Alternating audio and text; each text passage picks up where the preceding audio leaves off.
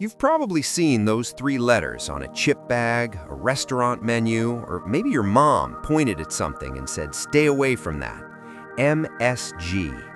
And without anyone really explaining why, you just kind of accepted it. MSG equals bad. MSG equals headaches. MSG equals something you should avoid. But what if I told you that the same molecule you've been warned about your whole life is sitting right now in your Parmesan cheese, in your tomatoes, in your soy sauce, and it has been this entire time? Today, we're going to talk about what MSG actually is, where it came from, why it got such a terrible reputation, and what the science actually says. Because the real story is way more interesting than anyone told you. Let's start at the beginning. The year is 1908. We're in Tokyo, Japan. A university professor named Kikune Ikeda is eating dinner. His wife has made soup using kombu, which is a type of dried seaweed used as a broth base in Japanese cooking. And Ikeda notices something he cannot quite explain. This soup doesn't taste salty. It's not sweet, it's not sour or bitter. It's something else entirely, something deep and rich and satisfying. Something that seems to coat his whole mouth and make him want another spoonful immediately. And he realizes he's been tasting this mystery flavor his whole life, in meat, in mushrooms, in aged cheese, in ripe tomatoes. It was always there, but nobody had ever named it. Nobody had ever isolated exactly what was causing it. So Ikeda went to his lab, and he started breaking down that kombu broth piece by piece, separating it chemically until he found the one compound responsible for that flavor. What he found was called glutamic acid, or in its salt form, glutamate. He named the flavor it produced umami, which comes from Japanese words meaning delicious taste. And then he did something incredibly clever. He figured out how to stabilize that flavor so it could be packaged and sold. By combining glutamate with sodium, basically a component of regular table salt, he created a white crystalline powder, monosodium glutamate, MSG. He patented it, partnered with a Japanese food company, and within a few years it was being sold to home cooks across Japan as a revolutionary flavor enhancer. Chefs loved it. Soldiers used it to make military rations taste better. It spread across Asia and eventually made its way into food manufacturing around the entire world. For about 60 years, MSG was just a really useful ingredient, totally unremarkable. Nobody was scared of it. And then came 1968. A doctor named Robert Ho Man Kwok writes a letter to a medical journal called the New England Journal of Medicine. And I want you to notice that word, letter. Not a study, not a clinical trial, a letter. In it, he describes feeling numbness and heart palpitations after eating Chinese restaurants in the United States, and he speculates that it might be the MSG used in Chinese cooking causing these symptoms. He even gives it a name, Chinese restaurant syndrome. The letter spreads. Other readers write in saying, "Yes, me too. I felt that way after Chinese food." Newspapers pick it up. Television picks it up. And within a short time, MSG goes from beloved global seasoning to something people are genuinely afraid of. But nobody stopped to ask an obvious question. If MSG was causing all these symptoms, why was it only happening at Chinese restaurants? Because MSG was absolutely everywhere else, too.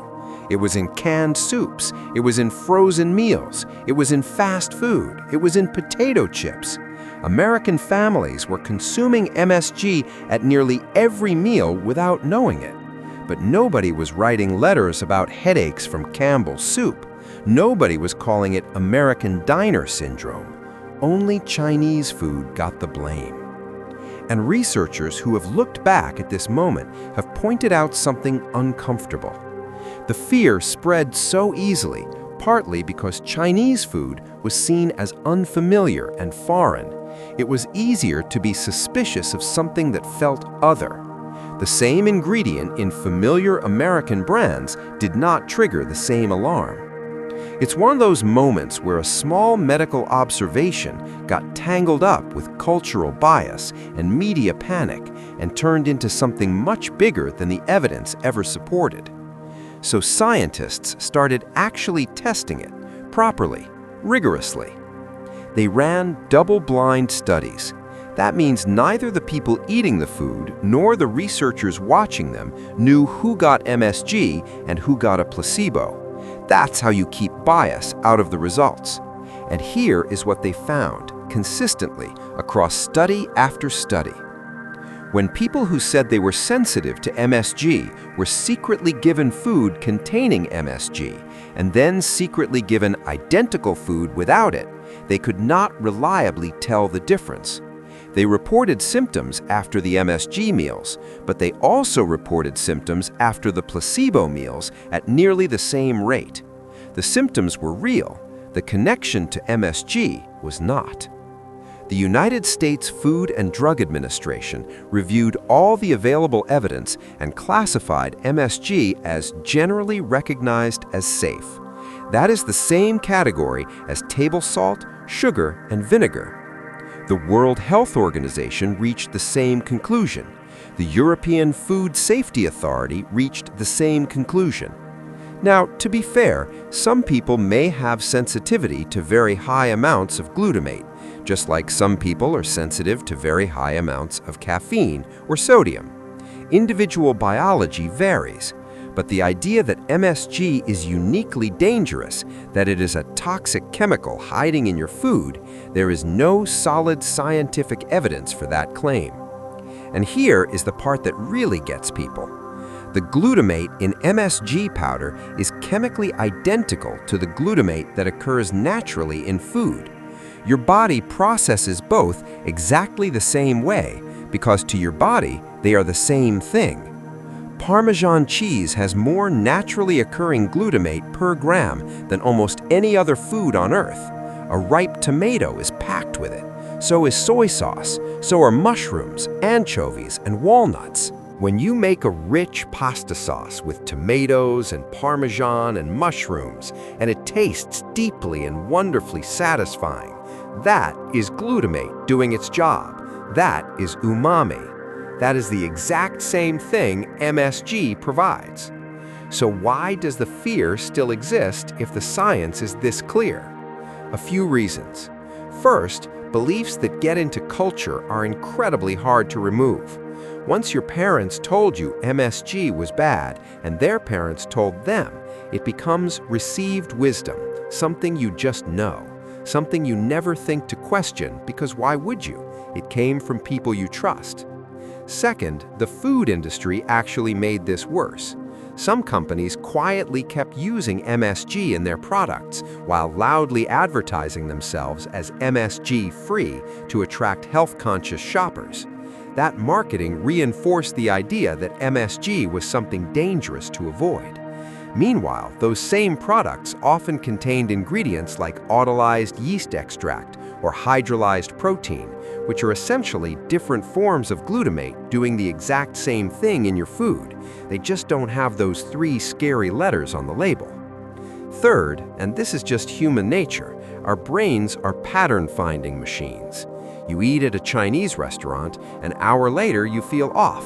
Your brain files that away as cause and effect. Even if you also ate too much, even if you were stressed, even if you barely slept the night before. The brain wants a simple story, and MSG became a very convenient one. So here is where we land. MSG started as a brilliant scientific discovery.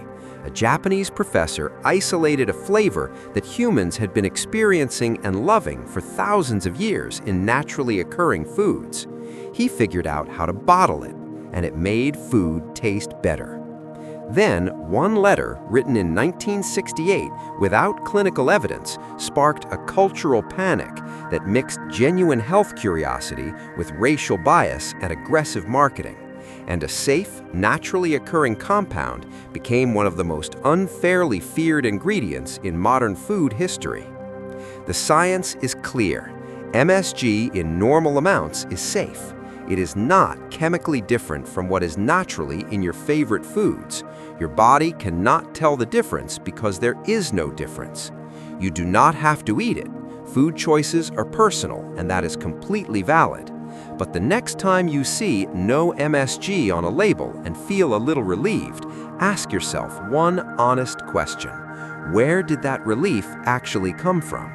Because sometimes what we fear says less about the thing itself and a lot more about how effectively we were convinced to fear it. That is the story of MSG. If this made you look at something familiar in a completely different way, that is exactly what this channel is here for. Subscribe if you want more of this, and I will see you in the next one.